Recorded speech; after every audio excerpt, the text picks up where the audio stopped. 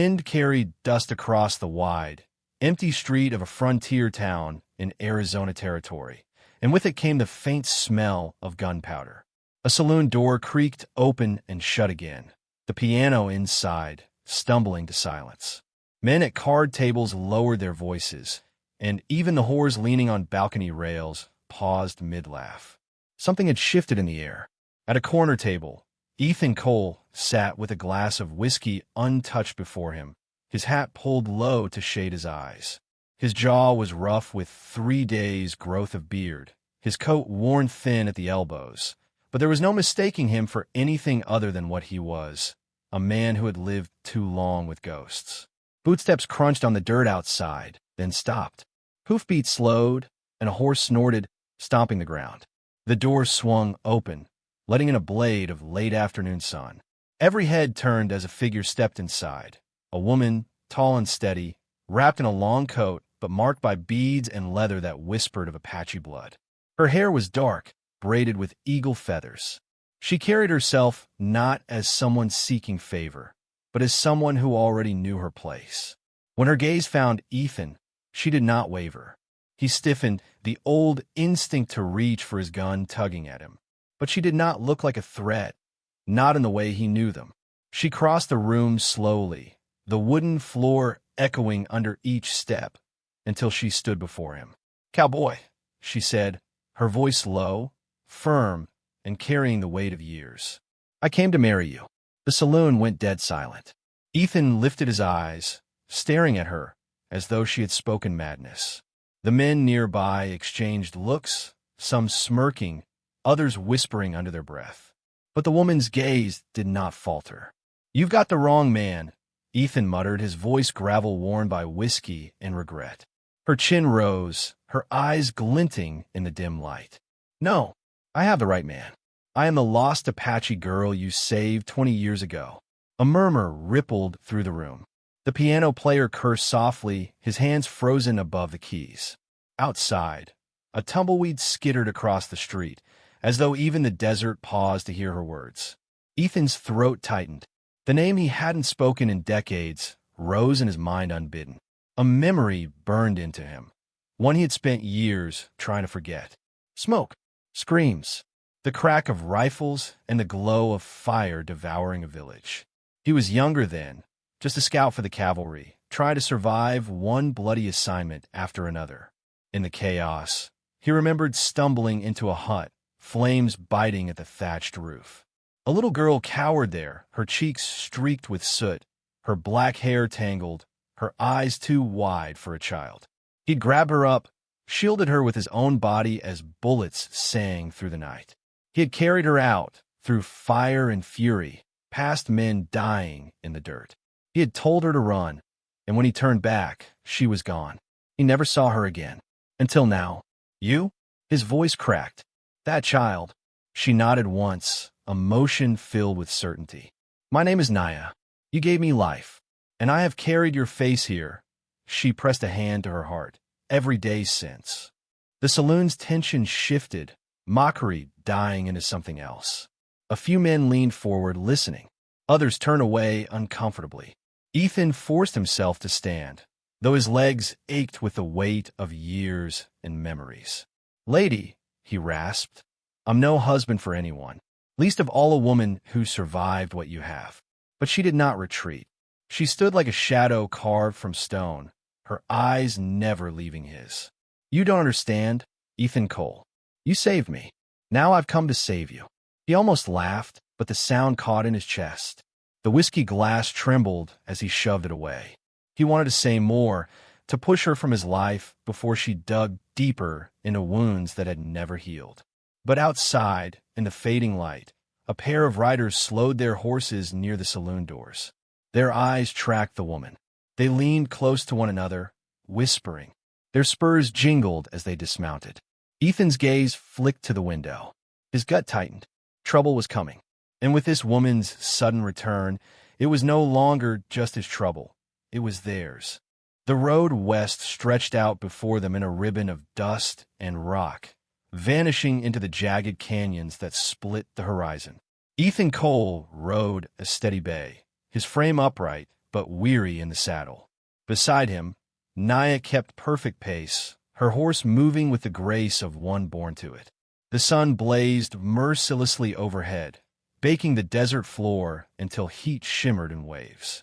He hadn't agreed to much, just to ride her away from town, to give the gossips and the drunkards one less story to whisper. Yet even as the saloon faded behind them, he felt the knot of unease grow tighter in his gut. A woman claiming him as the hero of her childhood, a woman claiming she'd come to marry him. It sounded like a cruel jest, but the way she had looked at him, steady, unflinching, unsettled him more than any outlaw's stare. Hours passed. The only sound was the creak of saddle leather, the steady plod of hooves, and the rasp of wind sweeping across the flats. They rode in silence, but it was not an empty silence. It was heavy, like words weighted on the tip of her tongue, and memories clawed at the back of his. By late afternoon, the sky darkened. Clouds gathered, rolling low and black. The wind picked up, carrying the smell of rain and the promise of violence. Ethan glanced at the horizon, jaw tightening. "Storm's coming," he said. Naya nodded, tugging her coat tighter. "This land changes fast. One moment dry, the next a river." She wasn't wrong. The first drops struck like thrown stones, sharp against their skin. Then the heavens opened, unleashing a torrent that turned the dry gullies into raging streams. Thunder cracked overhead, echoing through the canyons like war drums. They urged their horses forward, searching for high ground, but the storm came faster than their climb. The narrow canyon they entered roared with water, and in an instant, the trail was swallowed. Ethan's horse leapt, scrambling against the current. Naya's mount stumbled, struck by the rush of water. She cried out as the animal went down, dragging her with it. Ethan spurred forward without hesitation. He flung himself from his saddle, boots slamming into the mud as he lunged for her. The current tore at them both, cold and merciless. He grabbed her arm, yanking her free from the drowning horse. They stumbled together, slipping, gasping, until his shoulder struck stone. With one final effort, he hauled her onto a rocky ledge above the flood. They collapsed side by side, soaked, chests heaving. Rain hammered down, washing blood from the scrape on his temple. For a long moment, neither spoke. The storm raged on, water roaring below like the earth itself was splitting apart. Finally, Naya turned her head toward him. Her dark hair clung to her face, her breath shuddering in and out. "You still save me," she whispered. Ethan shook his head, pressing a hand against his side where pain flared sharp. "Don't thank me yet."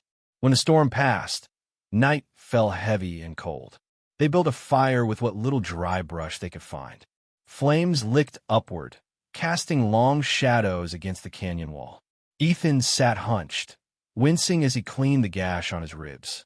His hands shook from exhaustion, but when she reached to help, he nearly pushed her away. "Let me," she said, firm, steady. She took the rag from him, dabbing at the wound with surprising care. Her touch was gentle, practiced. He studied her in the firelight, the beads woven into her braids glinting like embers. "Where'd you learn that?" he asked. "My people heal in many ways, not only with medicine, but with hands, with song." As if to prove it, she began to hum, a low, mournful tune, soft against the crackle of fire. Ethan froze. He had heard that melody before, faint and broken, the night he carried her through fire. The sound of a terrified child singing to herself in the dark. It twisted something deep inside him. He cleared his throat, staring into the flames. "I lost my family," he muttered. The words came unbidden, dragged from him by the night. "Raiders hit my ranch when I was gone. By the time I returned, they were gone too. My wife, my boy. I buried them myself." Naya lowered the rag, her eyes fixed on him. She did not interrupt, did not pity, only listened. "I thought saving you might make up for it somehow." His voice cracked, but it never did. One child saved, a dozen gone. And the faces, they don't leave. Silence stretched. The fire snapped, and wind whistled through the canyon's throat. Then she spoke, voice quiet but sharp as a blade. "One life saved can mean generations, Ethan. a seed that grows into a forest. You cannot see what might come of it, but you gave me a chance to live. That cannot be erased. Her words settled in him like stones dropped into a well.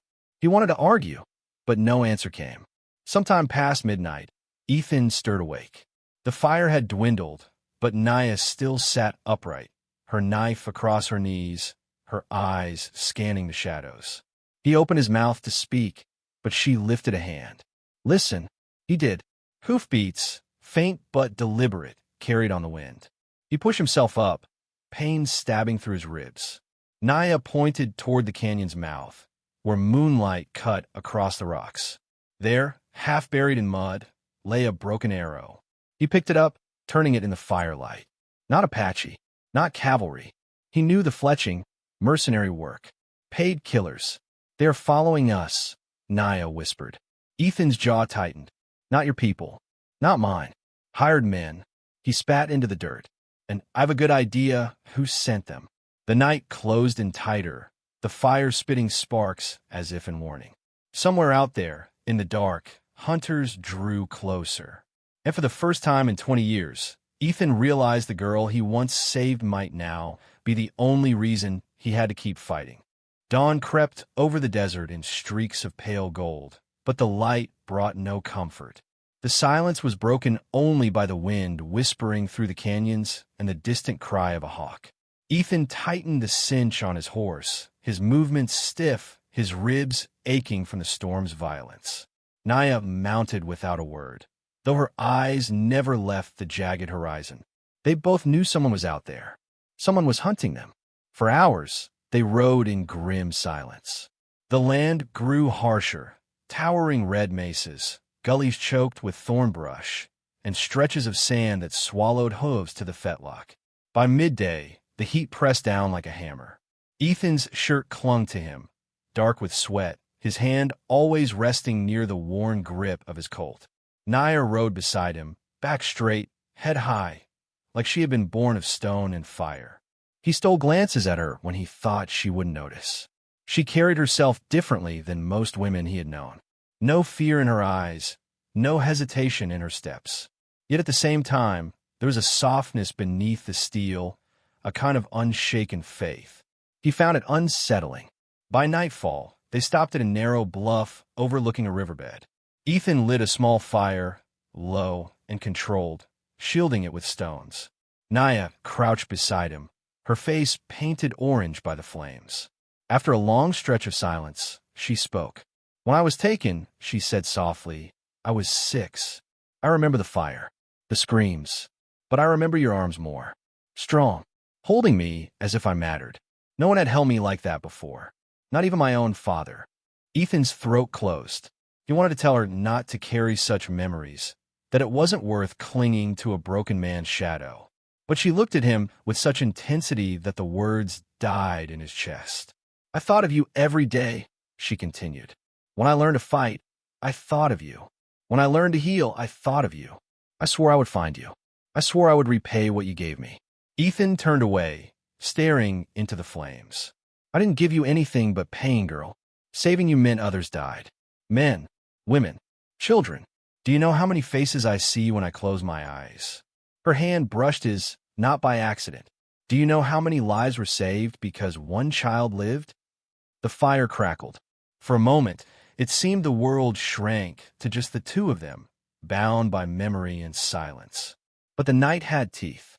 The first shot came from the ridge above, a spark of muzzle flash against the dark sky.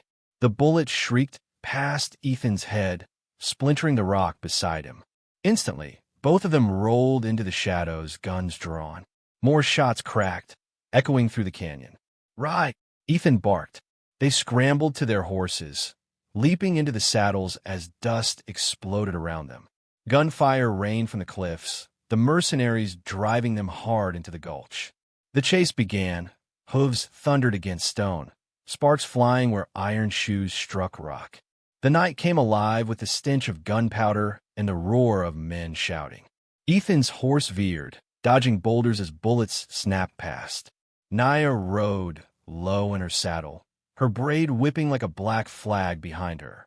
She fired back, her shots controlled, forcing their pursuers to scatter. But there were too many. The canyon walls closed in, funneling them toward a dead end. Ethan cursed under his breath, pulling his horse hard. This way, he spotted a narrow crack in the stone, barely wide enough for two riders. They plunged through, scraping their stirrups against rock, hearts hammering. They didn't stop until the gunfire faded, replaced by the pounding of their own blood in their ears. At last, they found a cave halfway up the cliffside, hidden by brush. They staggered inside, horses left tethered below. Ethan collapsed against the wall, clutching his side where a bullet had grazed him. Blood seeped through his shirt, dark and hot.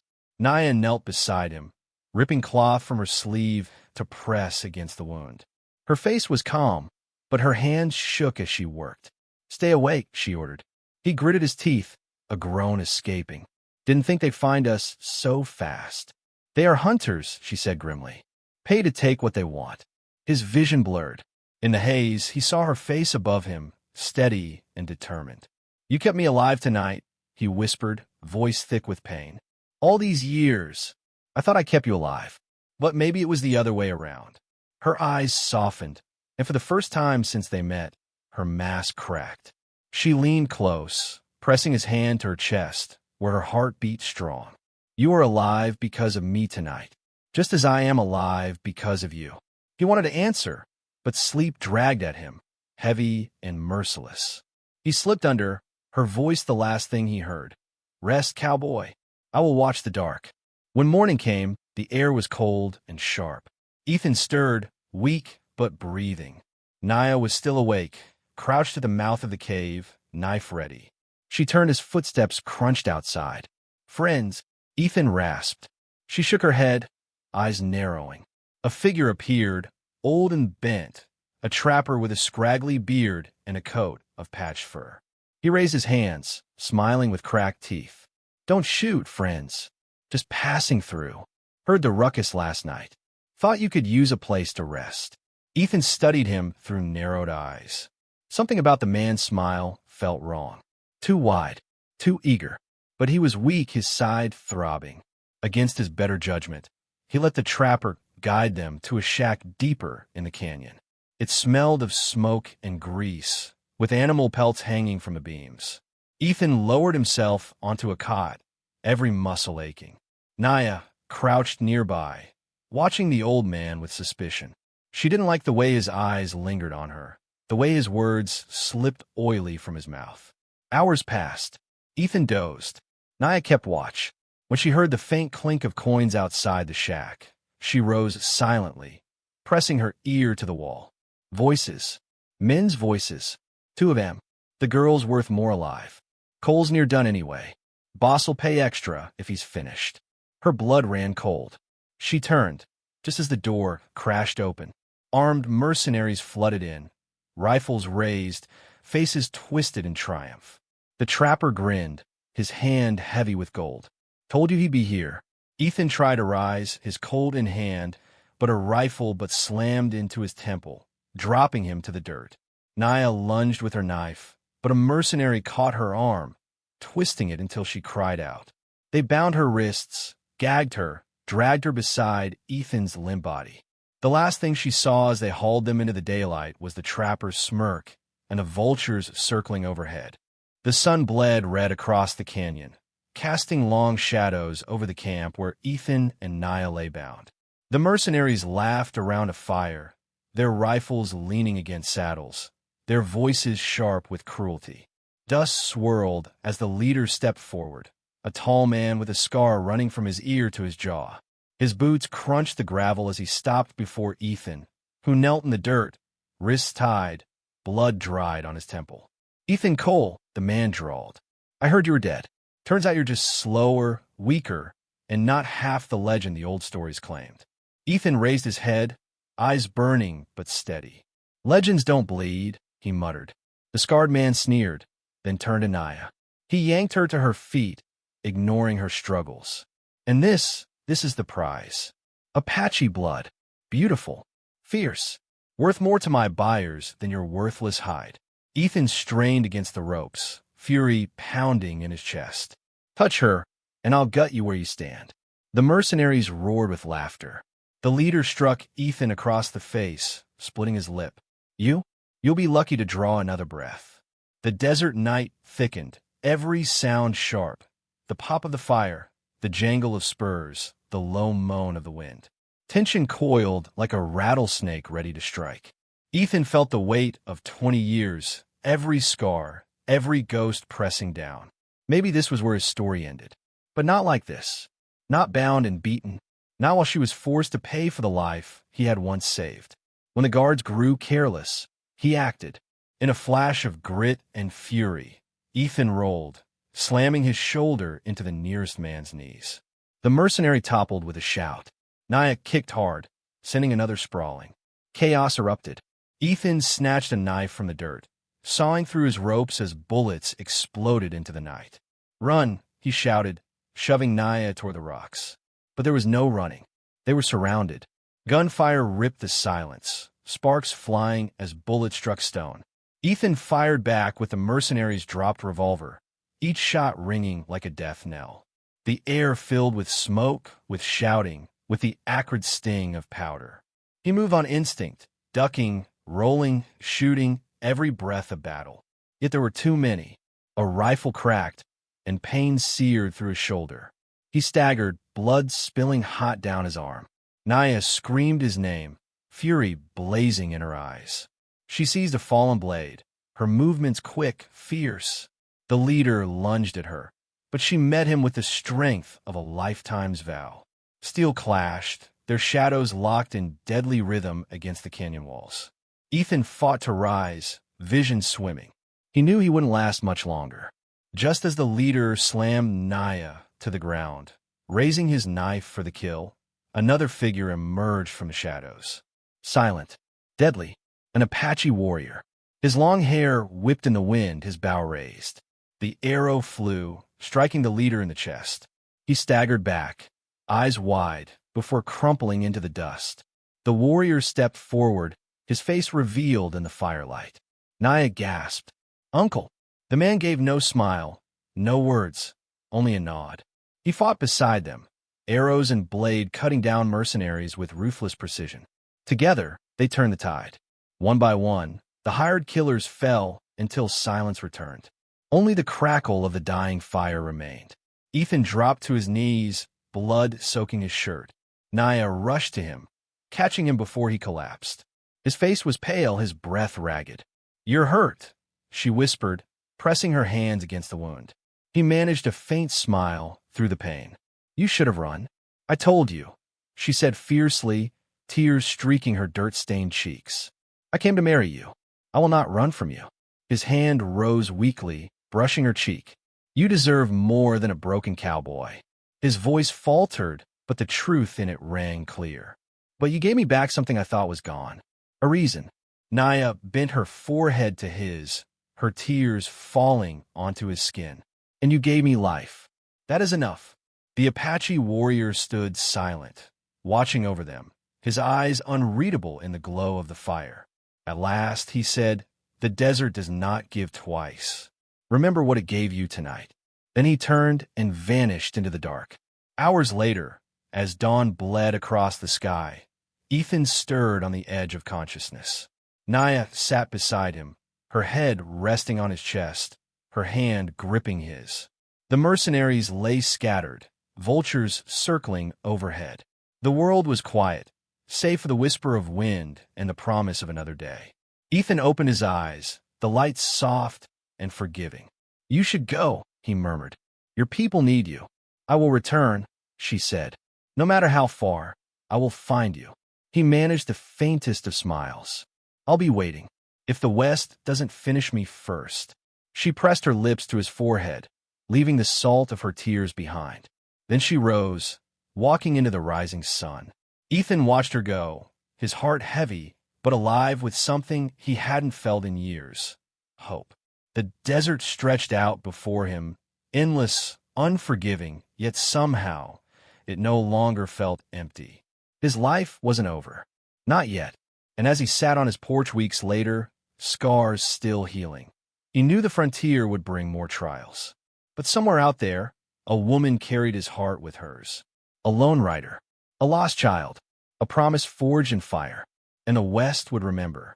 Stories like these remind us that courage, sacrifice, and love shaped the Wild West. If this tale touched you, don't forget to like, comment, and subscribe for more frontier legends.